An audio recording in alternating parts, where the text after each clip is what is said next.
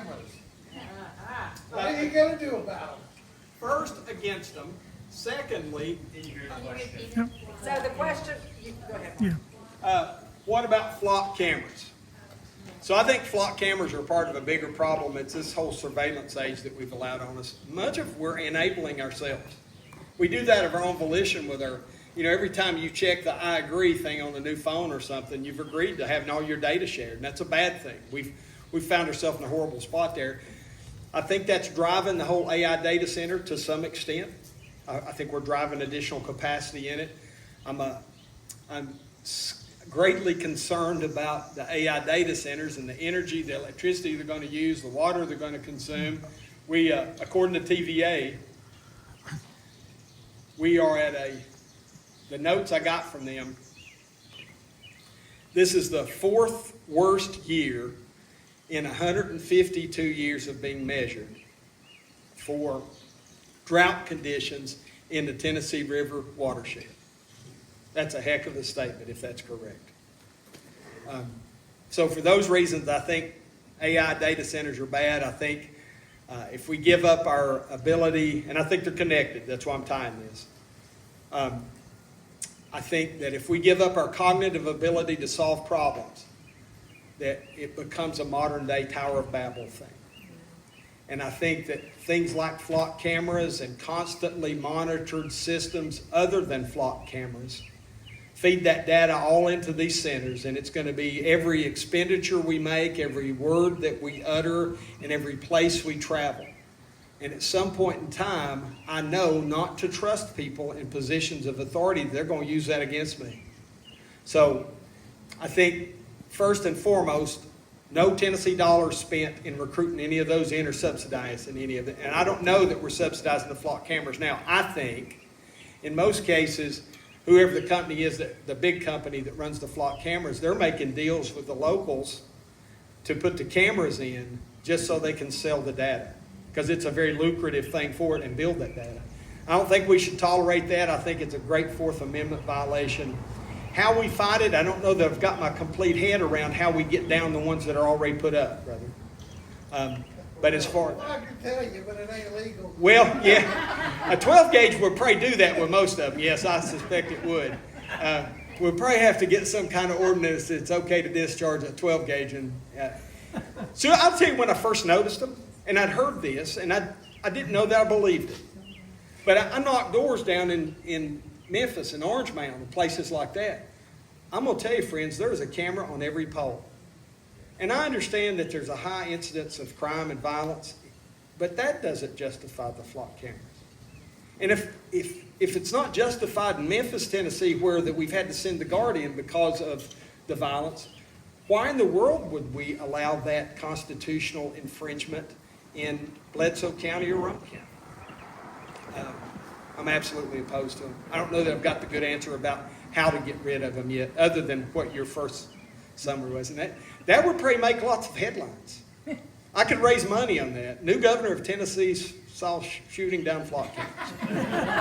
Yeah, that would be bad. Did you have something, sir? I do. My name's Phil Pavis. I'm not from here. I'm come up here from Florida. This area is the way it was when I was a kid down there, and I'm really happy to be where I'm at now. My kids live here. We are having problems with brownouts and scheduled outages, turning off the power during hydraulic times like during the summer and during the winter when everybody's running their heat. What's your opinion on that? Okay. Because we can't bring in more data centers if we cannot keep power to all of our emergency services. We can't keep power to our local fire departments because they're getting shut down on these scheduled outages. Yep. And that's also a problem. It is. It is. So just back to the data centers. Just take the question, if you would, Ronnie. What do we think about having power outages, rolling brownouts, not having enough electricity to be able to fuel the current residential and commercial need, and then how do you mix in the whole AI data center with that? I'll touch on that last part first. I think we don't. We just passed legislation for the last part of that. we passed legislation requiring AI data center to bring in its own electricity, but they can't bring in their own water unless they use a closed loop. And then I don't know even if we had closed loop and that we could prove that we weren't going to destroy the environment with the water that they were using, and if we could prove that they were even going to be a net positive kilowatt producer, which would be a good thing for us in our grid. I still think we don't understand what the frequency is going to do to the community and the people.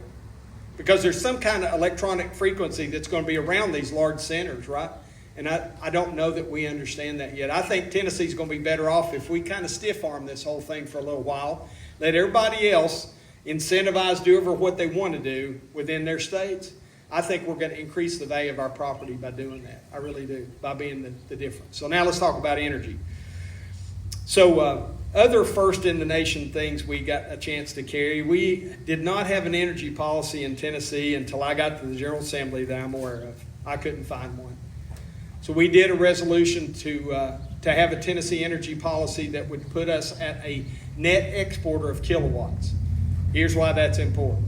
Right now, about 1 out of 4 kilowatts that we use in the state of Tennessee comes from outside the state of Tennessee. Some of those are coming from Browns Ferry, a TVA plant. We probably don't have any opposition to that, right? But some of those are coming from Southern Power and Duke Power. And we're buying those. TVA's having to buy those at a surplus rate, not a surplus rate, an excess rate, and they pass that on to you. That's part of the reason that you've had some raises. The fact that we can't produce enough electricity in one failure, which was what it amounted to. Some people will say it was 2 failures. I think it was 1 failure. Was it 3 Christmases ago now that we had the brownouts? Yes. Yeah, and so, yeah, you may have many, yeah. But I mean, statewide we were having that. System-wide we were having that. And it's because we don't produce enough electricity. So the people who are, and let's be really candid, not picking. I got scolded today because I was about to say something mean because, you know, we're not allowed to talk straightforward today. If y'all scold me after a couple of pushbacks, I'll stop. But the people in Congress that are responsible for oversight of US TVA has failed us miserably. They have shut down generating capacity across the state of Tennessee. They allowed coal to be considered a 4-letter word. It is not. If you're from East Tennessee, you have coal in your DNA. And you spell it however you want to make it more than 4 letters or 3 letters or whatever. But they have failed us. They have not restructured or repositioned the debt structure for TVA so that we could build a Watts Bar 3 or a Sequoia 3. We needed that. I'm all for the small modular reactors. I made fuel for small modular reactors that are operating very safely all around the world, some underwater and some on top of the water. I understand that technology. I understand that fuel supply chain. I think it's a great thing, but I think we're still 8 to 10 years away from having even a few of them in place. And I think if we're going to go to next generation of those, I think we're going to need more than the current 3.5 to 5% isotopic enrichment U-235. I think we're going to have HALEU, high assay low enriched uranium, that goes up to 18 3/4 enrichment. The occurrence of the U-235 isotope in a mass of uranium. That's what I'm referring to. You got to move that from what is 3.5 per 100 up to 18.5 or 19 per 100. It's kind of like the octane in your high compression engines. If you think of these little small modular reactors, the next generations past the GE Hitachi that's going in at Clinch River, they're going to become more like an 11.5 to 1 compression engine, if you all, any of you motorheads in here understand that. And you got to have a little more octane to be able to get efficiency out of that. We're going to need that. That's why you've got companies investing billions of dollars in Oak Ridge to be able to bring back a domestic enrichment capability that we don't have today. We shut down our enrichment capabilities years ago so that there are 2 sources for the high assay low enriched uranium today outside a very small amount that we could get access to in the United States. China and Russia. We can't let that be the case. We have allowed not only our generating capacity to go down, but when you think about what the letter from TVA, and I think lots of our TVA people do a really, really good job.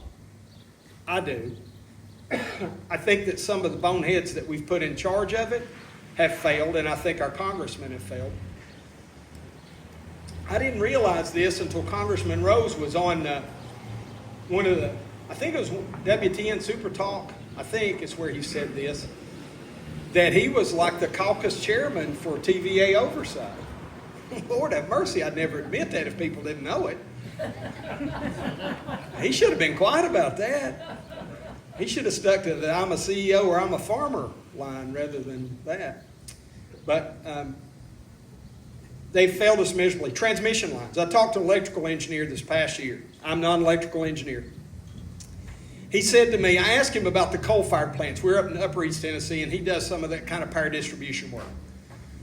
And I said, why don't we keep all 9 coal units burning at Kingston? Because we made a good decision a few months back to keep Kingston and Cumberland going on coal. We need coal. We need to be building more coal. Did y'all notice what Trump did last week? He had the executive order. Did you see any Tennesseans in that room when he was talking about coal? Were you disappointed too? That tells me that, not surprised, because they weren't engaged.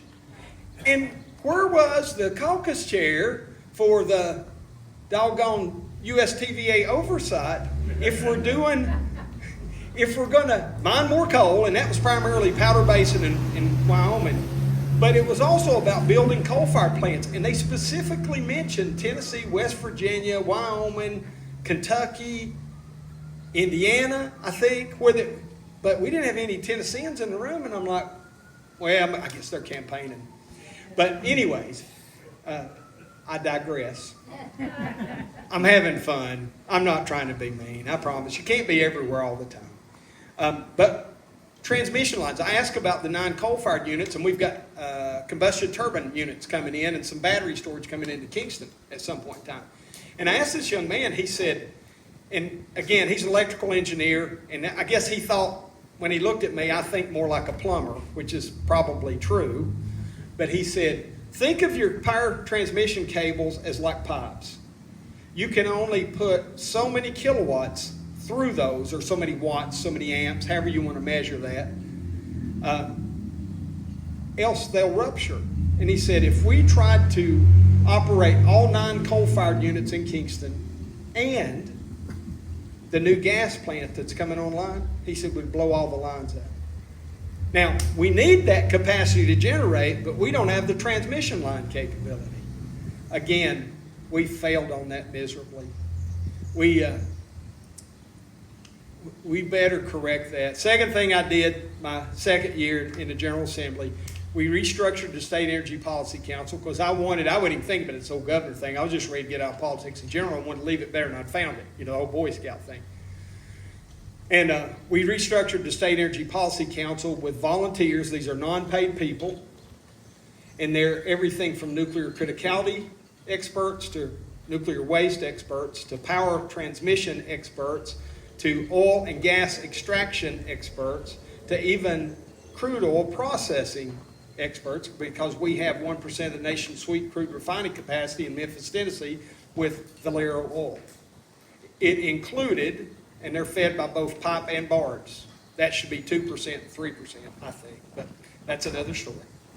We have innovative energy sources where we have people that have developed technologies. We've not put them to the test for industrial use yet, but cellulose to hydrogen production so that you could take a Caterpillar engine that was designed for diesel, run it on hydrogen, and generate electricity. If you go to any of you all Wampler's Farm Sausage fans? I don't know how much they market here. Wampler's is in East Tennessee and in my district. They've got a small solar field on their own property, small, and they've got cellulose to hydrogen conversion where they take things like switchgrass, if I got that terminology correctly, and they do a thermal decomposition to liberate, this is a scientist's words, not mine. I'm just regurgitating something, probably messing it up. But they liberate the hydrogen in that plant matter, capture it, separate the gases, hold the hydrogen, store it, and then they feed those Caterpillar engines. And Wampler, there's 2 brothers run the place now.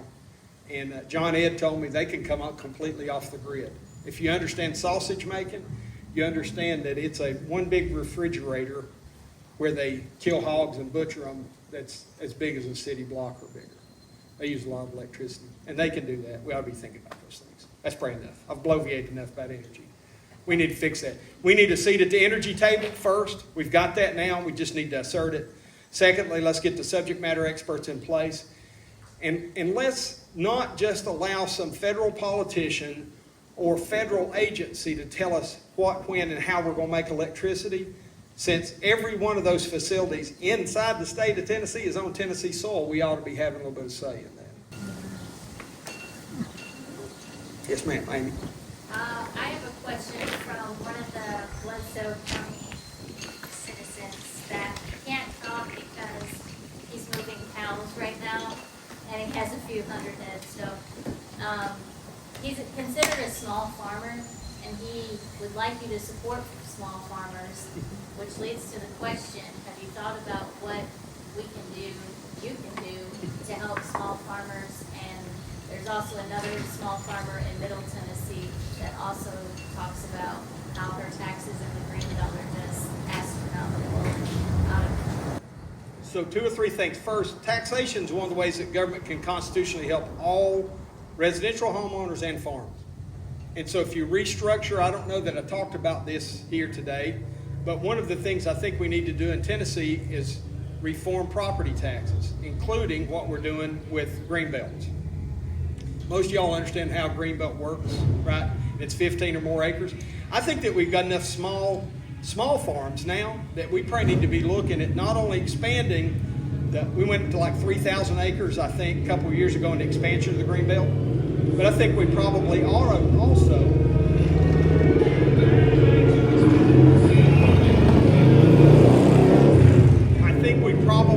to also look at taking that down from 15 to 10 or something too, because I think we have lots of these small organic farms that keeping that family in a business, we could help that by giving them the same advantage, small advantage, but an advantage that a greenbelt holds. Reforming property tax in Tennessee, I guess I didn't touch on that. Right now, you're being taxed against unrealized capital gains in the state of Tennessee. So every 4 to 5 years, your county reassesses the value of your property.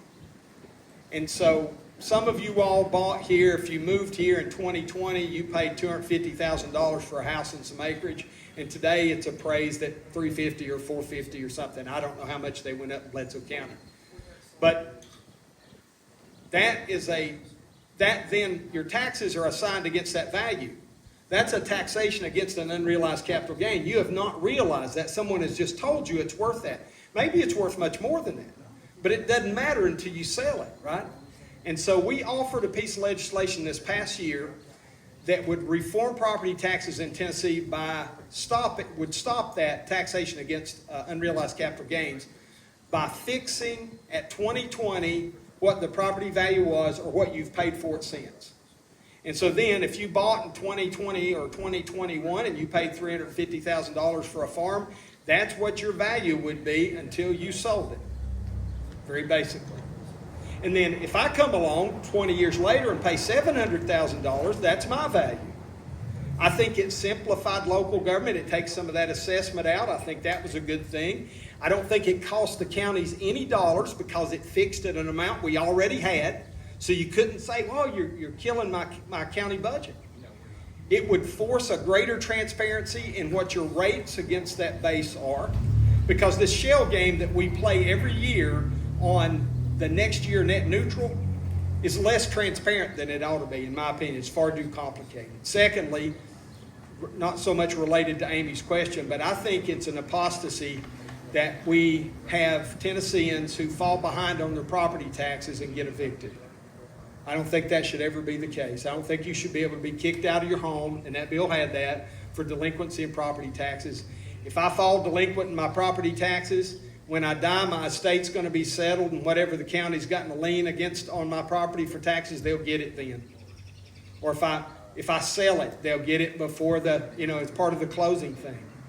I think that we have to get to that. So I think that's first. I think the expansion, perhaps in both directions, on what qualifies for a greenbelt, Amy.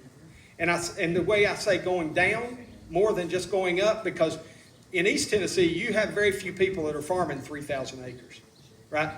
In Middle and Far West Tennessee, you have a lot of that, and they're still family farms. But you don't have that so much here. It's hundreds, typically, in East Tennessee. Middle, in this part of, am I in East Tennessee or Middle Tennessee? You all think East, okay, all right. So, we that live down in the valley think of this as Middle Tennessee. Don't hate me for that. But I think as soon as I go past that, into that central time zone, I'm in Middle Tennessee. So, my bad. Don't go to West Tennessee and accuse them of being Middle Tennesseans. It's fighting words. It's completely different there. So again, I think those are things that we need to do. I think the regulation, and we'll go to something me and you have talked about a lot. We have allowed our Department of Agriculture and our legislation to impose upon the ability of the farmer to do things. We have representatives that have to fight, argue, squeeze, cry to get the ability for you to be able to harvest your own chicken and make a chicken pot pie and sell it to your neighbor. That's government overreach. I get the whole herd share thing, and I know there's some things that fit, but to have to buy a hoof, a nose, or an ear to be able to buy raw milk from someone who has cows is crazy. If I want to go to, and I don't know that Amy is selling any hoofs or noses or anything on a herd share, to be honest. But if I decide I want to go buy a gallon of milk from her or the yogurt stuff, I ought to be able to buy that. We don't need government in every interaction of commerce. But government wants to be in every action of commerce to control us and to collect money from us. So I hope that helps. A couple things. Yes, sir. So, as a state employee, you're allowed as a state employee to make suggestions to save the state of Tennessee money, and if you do, they'll give you a small percentage back up to a certain amount. One of the things in there says, don't tell us to enforce policy to save money. Wait, Really? what? Yes. Well, that'd be crazy, wouldn't it, to enforce policy? Yeah. Yeah. So, we have noticed in the Department of Corrections, it's not become a triangle, it's become this, that keep adding middle layers of middle management upon middle management, or even our wardens can't make decisions without Nashville getting involved on simple things inside the prison. Yeah. How are we going to be able to hold our commissioners across all levels accountable and have the safety to be able to question them without the fear of losing your job? Yeah, some of that's having a governor bold enough and strong enough to engage with them and let them know that he'll fire them immediately for behaving that way. We have not had that. We had, as you know, brother, we had a correctional officer that was murdered at work 2 months ago now, 2.5 months ago, February. It all runs together. So it was in February. And just the lack of transparency for the public and the other correctional officers, I'll be honest with you, I met with Commissioner Strada about that again just recently. But it's not just him, it's not just your commissioner. I can meet with the commissioner of DCS, and when we say that some of the employees say this, their first response isn't, well, let me go look into that, Representative Fritts, and see how we can fix it. They'll say, who told you that? Which is indicative of a desire to want to go back and say, you shut your mouth, you're not allowed to talk about this. That's the actual antithesis of what I was offering that we need with an open door. You can't let the monkeys run the zoo. Don't take that wrong, right? Somebody's got to be in charge, or that paradigm that I was describing just doesn't work. But if that person at the top of that pyramid is not confident enough in themselves to listen to dissenting opinions or question the policy, I don't know that they have the confidence to manage a highly complex organization, just to be honest. And that's not just corrections. It is. So I've talked to wardens in West Tennessee at what used to be Fort Pillow. They call it, I think, WTRC or something now, WTCC or something. And it's a male prison on one side and a female prison on the other side. I've talked to wardens there. I've talked to lots of people at Morgan County that I've known for years and years, folks that were correctional officers when I was a correctional officer, and there's a great concern about the centralization of all decision-making in the Department of Corrections. It's the same thing in the Department of Children's Services, many people I talk to. It's the same thing in the Department of Transportation, for many people I talk to.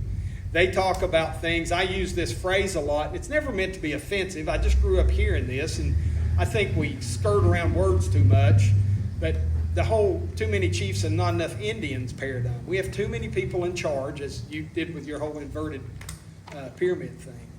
But then there seems to be a lack of willingness.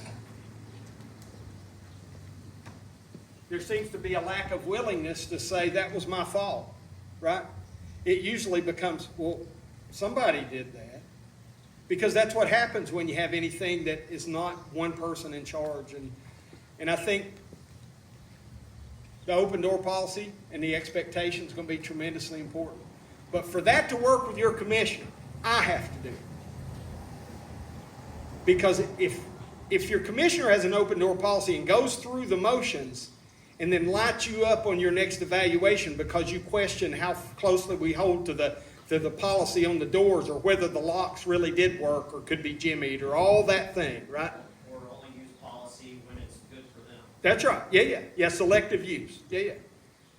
If you stop there, it's not going to work, because you're going to have somebody that has a little tyrant in their DNA that was just decided they can put their thumb on you. So it has to go all the way to the governor. It won't work. I'm hoping we can change this in Tennessee. It's going to work me to death. You people are going to kill me. I know that. But You got it. but don't you think we need to turn this?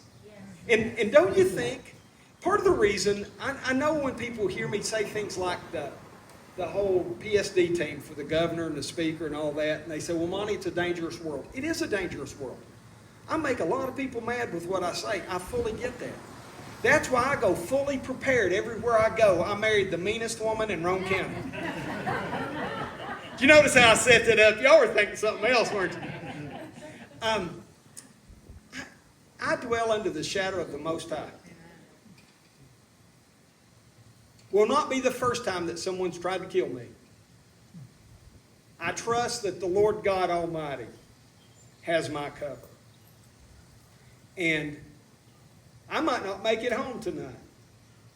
I may have a stroke because my blood pressure is so high from all y'all's tough questions. Yeah, my blood pressure is too high, but I'm kidding about the question.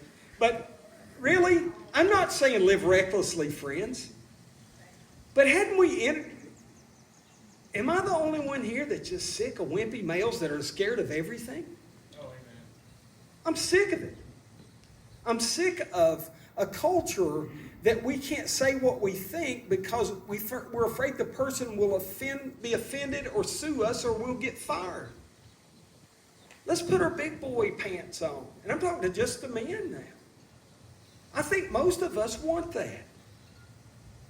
But the culture has driven it to something else. The lawyers only get wealthy if we sue one another. Right? Maybe we got too many lawyers in politics. I hope that helps with your question, sir. Yes, sir. I've got a good one for you. When you get this job, how would you go about restoring gun rights to felons? Gun rights for felons. Well, first thing we got to do is restore gun rights for people who aren't felons. Because we have not done that in Tennessee. The law that we have is completely upside down. The law that we have now with the whole intent to go armed makes the fact that I have a Smith & Wesson on my hip, it makes me committing a crime. And I have to have a defense against that criminality by either being open carry or having permitted carry.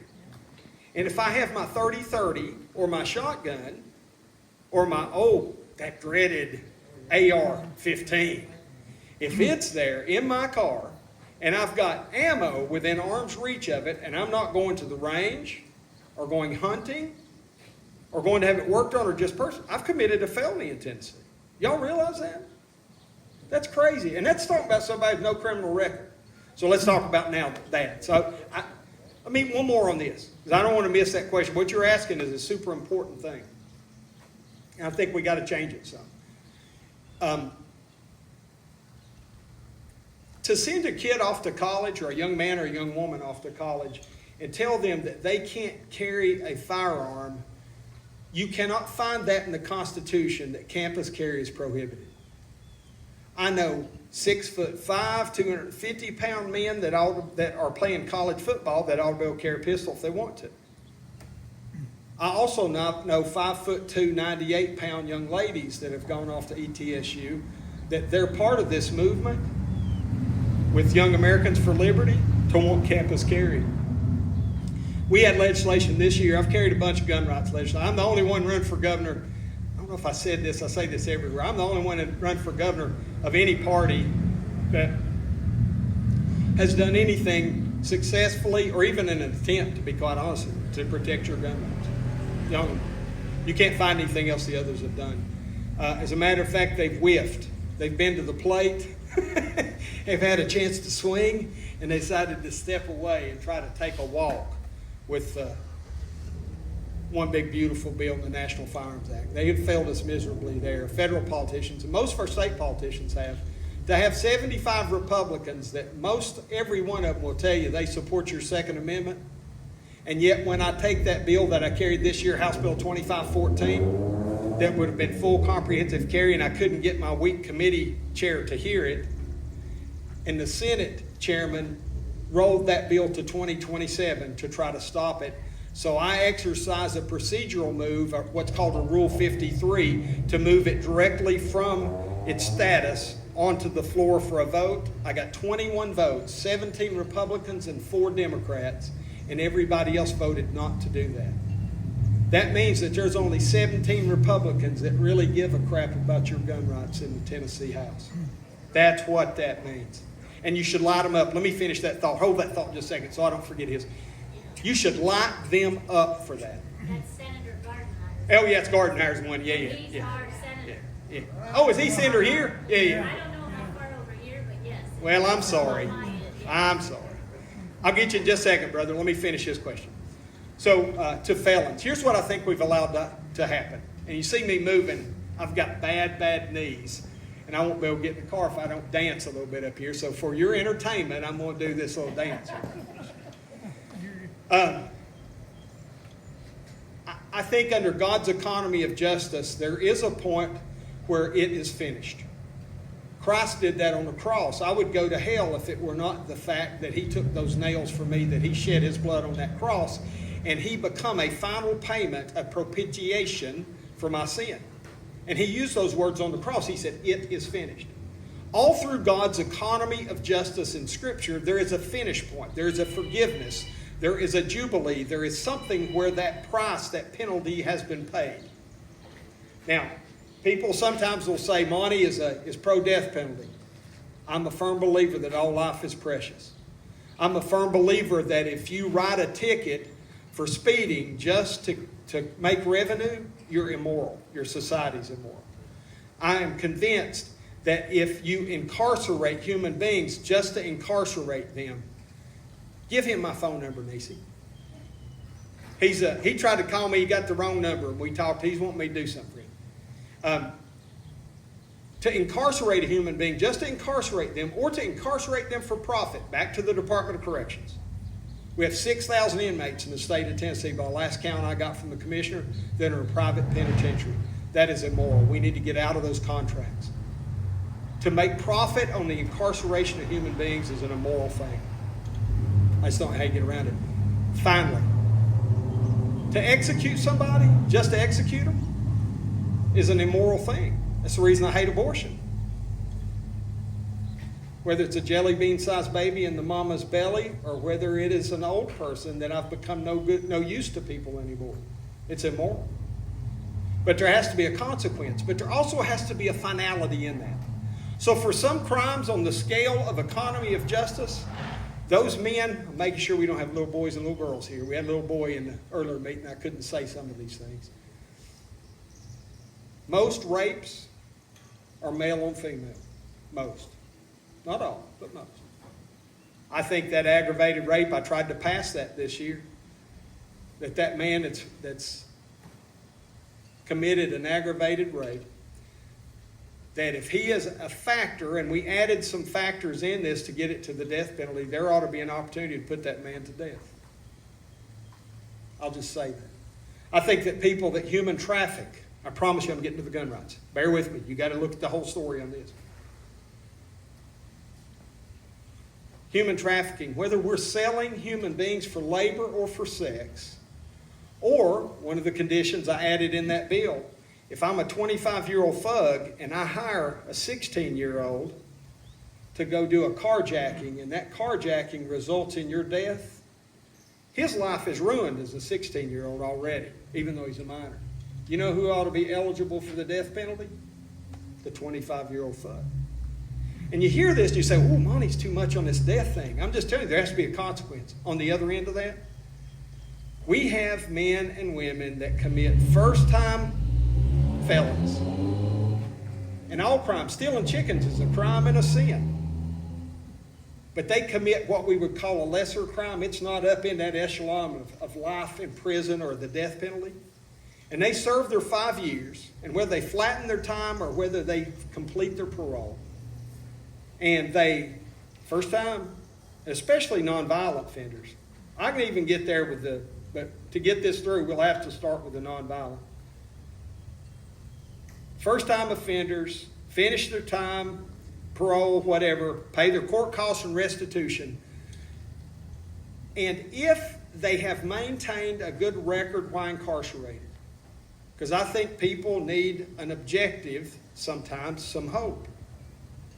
If they meet those criteria, when that man or woman leaves the penitentiary, and they're already helping a little bit more with driver's license and some of those kinds of things, but they ought to be returning citizens. Florida has that concept. I think we need to move toward that in Tennessee. I think that, and when I say returning citizens, I don't mean just your voting rights, I mean your gun rights.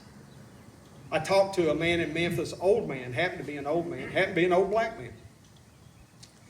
And he told me the story about this young man who had gotten in trouble and become a felon selling drugs or something, which, again, you sell drugs to my grandkids, I'm going to try my best to hold you by the throat until you turn blue. I'll just promise you that. I don't want my kids around that stuff. But he had done some drug crime, and he could never have a firearm, and that meant his wife couldn't have a firearm in the house. And so it left them vulnerable and unable to defend themselves against even other predatory criminals. I think we got that balance messed up, brother. I think we need to move it this direction on one side and that direction on the other side of it.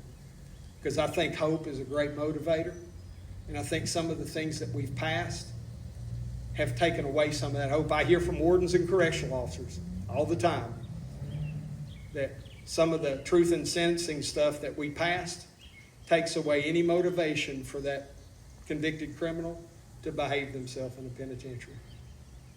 And if you've worked in one or you've been in one, you know this to be the case. There needs to be a little incentive, because you're going to have young 25-year-old and 18-year-old and 19-year-old gangbangers and thugs and hillbillies and Trendy Araguas that are going to be in our penitentiaries that violence is all they know. And you need to offer some incentive to those men and women that we incarcerate to try to do the right thing, get themselves on the right track. So that's my thoughts on it. I hope that helps you. That's like the 2-page answer to the 1-word question. But I hope that helps. Thank you. Yes, sir, for your patience.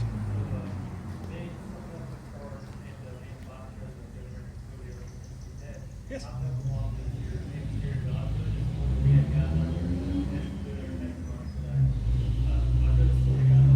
Come up here and tell everybody that. If you're okay. You were part of the YEL thing. I have to do this tabling anyways. I wasn't there when they went to... Introduce yourself and tell them what you do. It's important. I'm Aiden Tabor. I just started... Get close to it. I'm Aiden Tabor. I just started Tennessee Tech. Well, this is my first year done. And I got brought on with Young Americans for Liberty, which is a constitutional activist group that basically they support your constitutional rights, and we're really big on educating people, especially because a lot of people don't know what their rights are.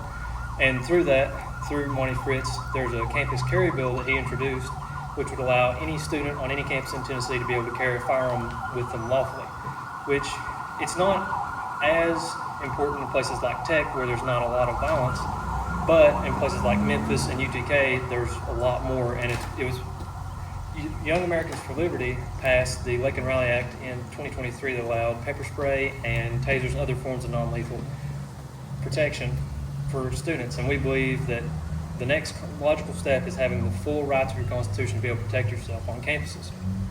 So that's what we're trying to do, is get signatures from the people, because we the people are the reason that we have politicians. Because they represent us, we were getting the signatures from students to say that, hey, we're for this. So when they go up and through legislation, we can say, these students want this, and we the people employ you, not the people paying you, so you should vote for this. Well, that's what we were doing. I myself got over about 150 signatures, and Tech somewhere over 500. But we were going through getting that done, and then it went to legislation, and every time it kept getting rolled over. We had guys going to Nashville every Wednesday for like 3-4 weeks straight, and it kept getting rolled over until it went to next year, because, you know, it's the Second Amendment, and it's a touchy subject apparently, even though it's in our Constitution. So I would really love to see something like that pass. We're going for the full thing. You would be able to can still carry everything on any campus in Tennessee, and I believe that everybody has the right to that.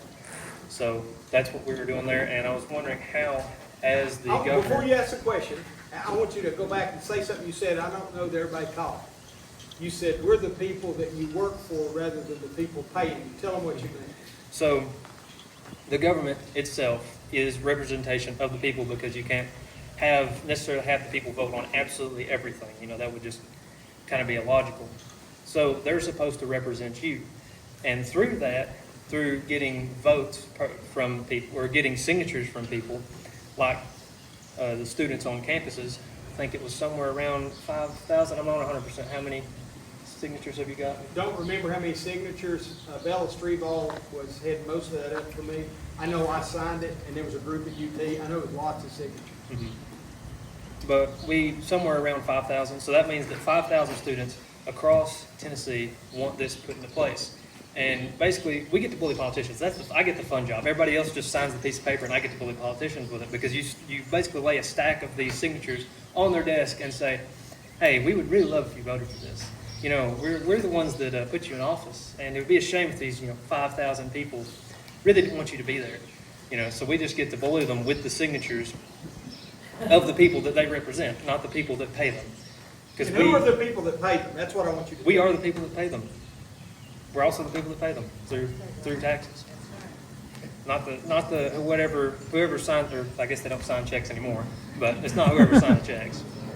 And that's another thing that really annoyed me, is the legislative sessions are relatively short, when it used to be the politicians had a lot more duties over time, but now it's kind of shrunk, and they will not expand their legislation sessions, because that would mean they have more work, which that also kind of annoyed me. So what's your question? Ask me a question, I'll go back. So my question was, how were you going to further the things like the campus carry bill as governor? How would that look different from being what you've done with it so far? Thank you. I appreciate it. Give this young man a hand. He just stepped right up to go. That's awesome. All right, good to see you. Everybody know who this is? Tell them who you are. My name is Thomas C. Davis. I am a candidate in the Republican primary for the U.S. House of Representatives, and it is a primary challenge to Congressman Scott Desjardins, who, in my opinion, needs to go away. And I'm a little bit of an anomaly, honestly, in that I support Monty Fritts for the governor. Of the candidates that I've looked at, he represents my values the best, and that's where I'm at. You don't see a lot of politicians doing that at these levels. But whatever, I'm not afraid, and that's what Monty talks about is we need some transparency, and we need some men that'll stand up and be bold in things. And so that's me. August 6th, and again, Republican primary. I'm going to go out on a limb and say most of y'all here will vote in that Republican primary. And I would appreciate your vote. And Facebook is the best way to see me, and I'm heading back up to Warren County, which is where I live, and we're discussing AI data centers up there. So I appreciate your time, and Mike, thanks for letting me take the microphone. Hey, and he gets the best shirt of the night, right? Yep, Because that's a 4th Infantry Division patch he's got on his shirt there. It's a pretty good looking shirt. So how does it look different than what Bill Lee's doing right now? Yeah. First and foremost, Governor Lee has attempted to use executive orders to make law. That is unconstitutional. You won't see me attempting to do that. But you do have the authority as governor for state-regulated buildings, state-owned buildings, and state employees to issue what the expectations are in executive orders. That doesn't mean that I can change the speed limit for a state employee, but what it does mean is you could do something like, say, troopers can't have beers. They don't anyways, right? But you can make that expectation. You could say that we're not going to have any more of these Ghostbuster no firearms allowed signs on state-owned buildings in the state of Tennessee. That we're going to take those off by executive order, first and foremost. You'll see that early from me. Somewhere after that, after we've got the training together, somewhere between the Tennessee Firearms Associations and other organizations who want to get involved, I want to give those state employees an opportunity to do a little range time so that I can put up a poster to replace the little Ghostbuster sign that says, "Be careful, somebody in this building is undoubtedly carrying and they've had additional training." I really think that's important because I think that part of the reason that we have violence in our society to the degree that we have is we've attempted to disarm the public or make us reluctant to carry a firearm. And I think that what we have enabled is the predatory criminal to take advantage of the average citizen. I think that's part of the reason that Memphis is in the condition it's in, that Nashville is in the condition it's in, parts of Knoxville are in the conditions they're in. Because we've allowed the folks that hold political offices to do that. Secondly, there will be no state employees lobbying against your firearm rights. I will immediately, if that person is found in front of a committee or in a office trying to influence vote. I'm not talking about answering questions. The General Assembly has a right to ask questions of whomever about different things. But these philosophical opinions that I mentioned just a moment ago, that person will be on administrative leave the next day. They don't have any ability to come and lobby against your rights or for legislation. As a matter of fact, the Constitution does not give the governor the authority to write a piece of legislation in Tennessee. Do y'all realize that? Do y'all realize that the Constitution limits it to just this? He shall make suggestions from time to time. Well, I'm full of suggestions. Might be full of other things, but I'm full of suggestions. And we'll make those, but we're not going to send 60 or 70 bills, many of which that attack your Second Amendment rights or other rights from the governor's office and hand them to some representative or senator and say, "Here, carry this." That happens right now. I think those will be two big changes. And that happens on everything, not just Second Amendment, not just firearms-related things, but it happens on wetlands, it happens on property rights, it happens on tax bills, you name it, it happens. And I think those are the first two things that you can expect to be much different. I think finally, I'll close with this, young man. Again, I do appreciate you coming up to talk a little bit. Requiring those commissioners and those senior employees in state government to be able to pass a constitutional test will be tremendously important. Because I really think many of them have never read the Constitution. They've taken an oath and not read it. I really believe that. I think that if you ask many people who have completed law school, they weren't trained on the Constitution, they were trained on case law. I have that argument sometimes with some of my more liberal friends. It's the Constitution. Back to the Phil Williams thing, I used the firearms as an example, and I'd made some statement about the courts and the overreach in the courts. And I said, would there ever be a time, Monty, when you would, where the court would say, you cannot do this or you must do that, and you would disagree with them and not do that? I said, absolutely. I said, the Constitution is the written authority of the people. I said, it's not the opinion of a judge. Oh, well, that would be anarchy. No, it wouldn't. Anarchy is when in 1857, the majority opinion on the Supreme Court in the Dred Scott case was that Scott was not really a citizen, although he was born here, lived his whole life here. They did that because he was a slave. They wanted to keep him as a slave. Let me tell you, friends, that's not a thing that went away. And it's not skin color anymore. There are lots of people in government that want to make you their slave. They want to use your criminal record against you to make you a slave. They want to use your socioeconomic status to make you a slave. They want to use your demographics of where you live to make you a slave, because the love of money is the root of all evil. And they enrich themselves with power and money by being able to control you. And I know that's a mouthful to say. And it's not every person that you know that holds public office, but it's a good number of them. And then what's even worse than those people that have tyrannical aspirations are those that you heard Plato speak of, or those that you heard Edmund Burke speak of. You know, Plato said that basically the risk of not getting involved in politics is being ruled by your inferiors. You all have heard that, right? Edmund Burke said the only thing that's required for evil to persist is good men to do nothing. And so that's why many of your folks in politics today won't share with you that your budget in the state of Tennessee is out of control. They won't share with you that it's unconstitutional to expend your dollars on things like recruiting Starbucks to come here and headquarter in Tennessee, while your grandmothers, your aunts, your cousins, not even the ones we're married to, your cousins, nobody laughed. I slipped that funny in there right in the middle of that, nobody laughed. Dadgum, I've lost it, Denise. But they want to do that so they can exercise control of these people. Lots of them love power. And lots of them are good people that get in and get misguided. And I stand before you. Last thing I'll say on that. Don't think I'm looking down my nose at people. I'm not. One of the big reasons I term limited myself as a state rep is because that power thing is seductive. And you've got to ask for accountability partners. So that's what I'm asking from you all. If you want liberty and less government, if you agree with me that we should not DC our Tennessee, if you want to send an average, common sense country boy from Kingston, Tennessee, who thinks the Constitution is the base civil law for the state of Tennessee and for these United States, as a matter of fact, then I'll just ask you to tell 10 people who will tell 10 people who will tell 10 people. We're growing this thing pretty fast that way, and it's scaring people to death. Because others are spending millions of dollars and we're spending tens of thousands of dollars, and we're either outperforming them or growing on them fast.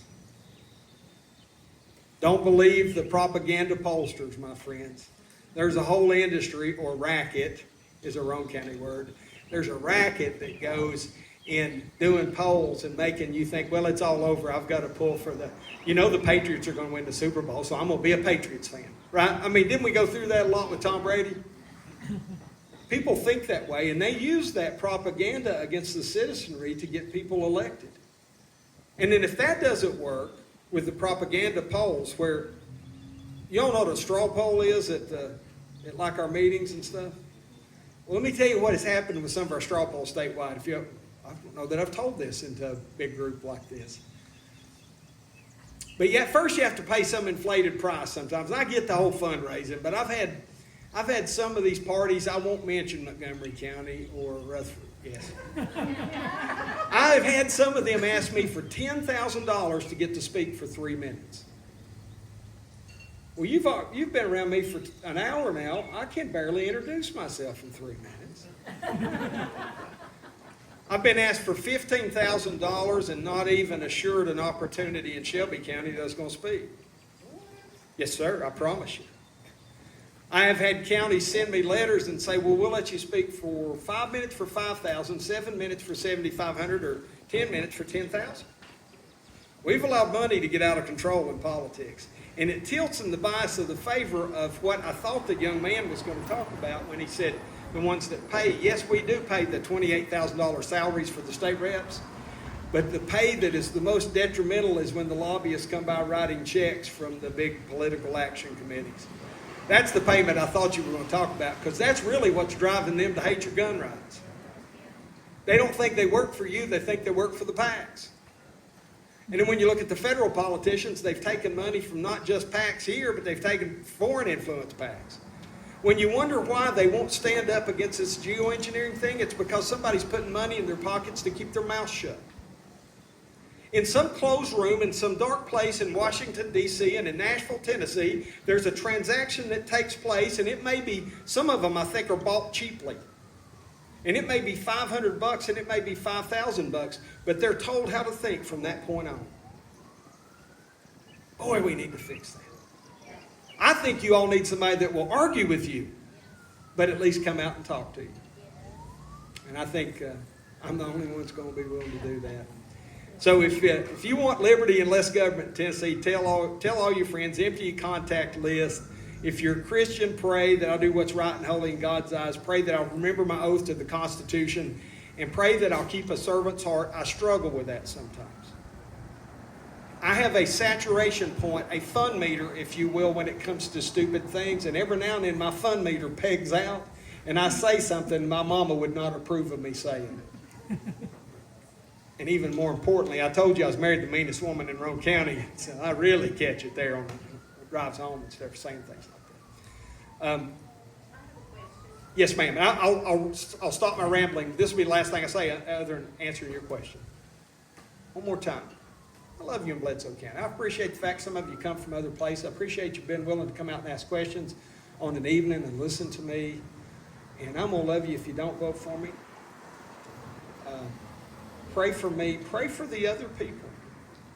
Pray for our governor. Pray for our president. Pray for these state reps and state senators and congressmen that are taking money from places they shouldn't take it. Pray that they'll repent. And Supreme Court, yes. So, yes, ma'am, I'll stop there. I've worked for the highway department for 12 years and became very familiar with where our funds come from and where they don't. And we have our field superintendent here, he can verify this is true. The only funds that the highway department gets is from petroleum and gas tax. And we don't get any property tax. That river goes around all the time, it has to be, we don't. But I had heard a rumor, and I'm just wondering if it's true or if it's not true, that you were planning to get rid of the gas and petroleum tax. And if so, why? Because our county don't have the funds to fund it. I mean, our infrastructure is challenged anyway because we're a distressed county. And I know there are some towns that are even smaller than we are. And if we don't have those funds, we have no highway department. Sure. And it is a necessity. And so I'm just curious. Yeah. So that probably is a lie that one of the other candidates started, just to be honest with you. Here's what I have tried to do. Restate that question again, please. Am I in favor of getting rid of the gas and diesel tax? So right now you pay 26 cents per gallon plus a 1.4 cent per gallon special petroleum fee on gasoline and 27 cents per gallon on diesel plus that 1.4. And that's what goes for roads in the state of Tennessee, period. That's what that fund is designated for. There's a couple of tiny things that come out of other than roads, but the majority of that goes to roads. I did send the governor a letter because our budget that we asking him to suspend that for the remainder of this fiscal year. And here's why. Gasoline was $2.72 a gallon 10 months ago. Gasoline last 2 weeks ago when I sent that letter was $4.14 a gallon. It's killing Tennesseans. We passed a budget this past year. The budget that we're currently operating under was $59.8 billion. The projection in March was we were going to over-collect for a total of $64.1 billion. So $4.5 billion, $4.3 billion more than what we had budgeted. Does that make sense to y'all? And so this year's budget request, when it come out, they indicated for the 26-27 budget request that we were projected to raise the 64.1.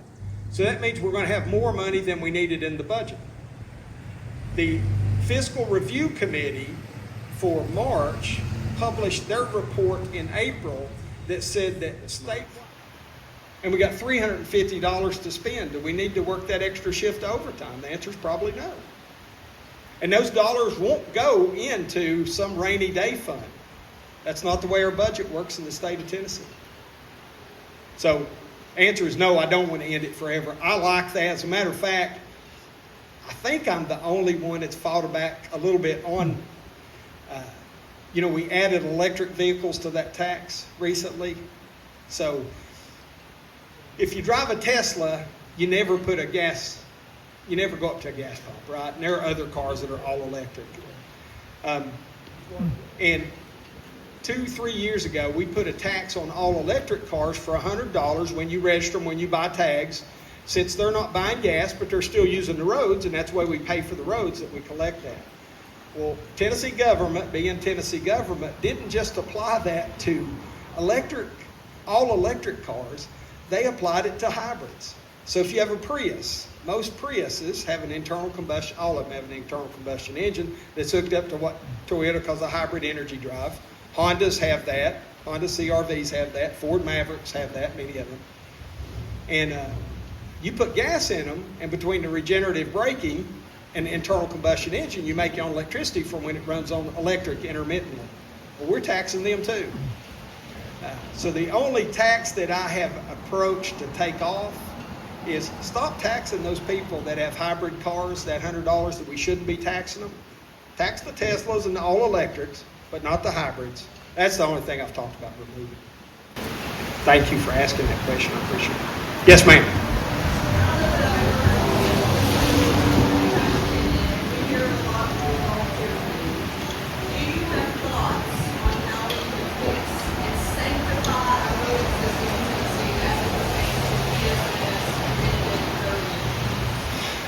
I do. Thank you, Rebecca. Do we have thoughts on how we can fix the voting system in Tennessee, particularly when it comes to electronics, since you mentioned ESS and Dominion?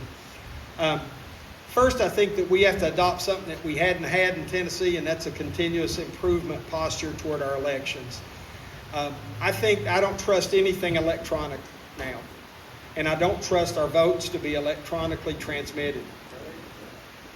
We had recently, I'm told, I can't prove this, but I'm told that somebody went in to get their voter polls, their voter records into one of the counties. Maybe it's happened more than one, but I know this was requested in one of my counties. And they took their own thumb drive in and stuck it into the system. Well, people that understand that you could have introduced some kind of virus just with doing that. I think we're a little bit lackadaisical with the electronics, Rebecca.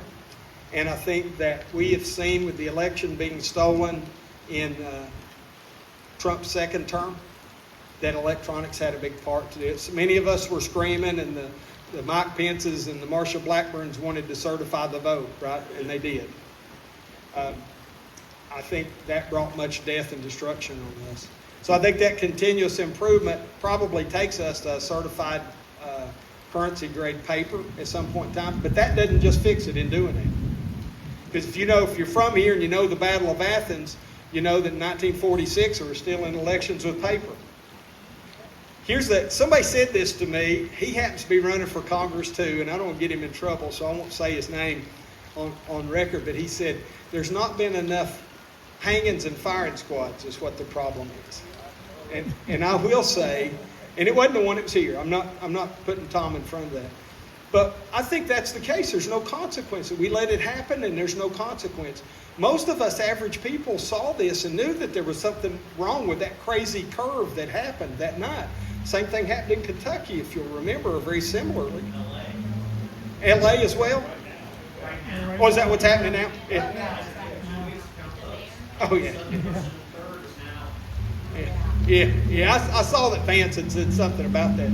We have to get control of that. But it's not just getting off the electronics. I think that's part of it. You can't connect to anything, internet, nothing. And that's not the case today. No matter what people say, there are connections to it. So we have to stop that. But even if we go to paper, your righteous indignation is going to have to get much stronger. Our righteous indignation is going to have to get stronger, whether we'll stand there and say, oh, no, you're not going to do that. And I'm hoping we're there. I don't know that we are. I'd like to get away from election season. I'd like to see Tennessee have an official election day rather than Juneteenth. How about let's make election day a holiday? We do some of the dumbest things. Our Independence Day is July 4th. I'm not picking on any folks for this, but Juneteenth was not a Tennessee day. It was a Texas thing. And we made a holiday out of that when we could have used a holiday for an election day and give more people an opportunity to get out and vote. The other part of that, I would offer this. We pander to people to vote. And we say, well, if we don't keep the polls open for 22 days, people won't vote. If we make ID restrictions too tough, they won't vote. That's their fault. If you want to vote badly enough, have the polls open, have them open for a day. So that's my couple of thoughts to it. Thank you. Yes, sir. Say that again.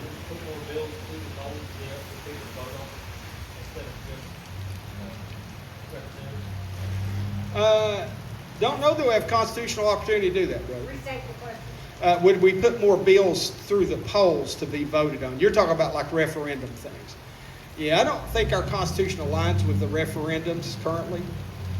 That's kind of like a California thing that they do that. Where the people really vote on things now is when we do constitutional amendments. And the whole process to change the Constitution is voted for by the entire public in a gubernatorial election after it's passed 2 different general assemblies. I think we overuse that, to be honest with you. I think we've changed some things in the Constitution we shouldn't change, and probably hadn't changed some things that we should. Am I opposed philosophically to having some things that are more along the referendum? Maybe not, but I'd have to think about what those are. And we'd have to change some law to be able to do that.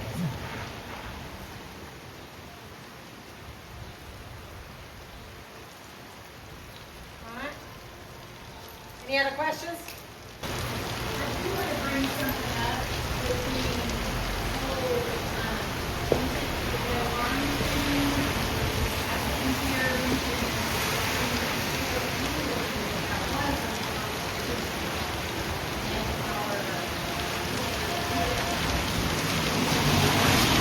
Yeah, so what the young lady's talking about is there was a group of people, I'll be in Gibson County in a couple days. That lawsuit started in Gibson County, Tennessee. And one of the plaintiffs, the ones that filed the lawsuit, was by last name Hughes. And there were several other people involved. Gun Owners of America were part of it. I think Tennessee Firearms may have been a part of it. Several other people. And they sued Governor Lee, Attorney General Scarametti, and Jeff Long, Commissioner of Safety, that the intent to go armed language is unconstitutional, and the prohibitions about carrying in parks are unconstitutional.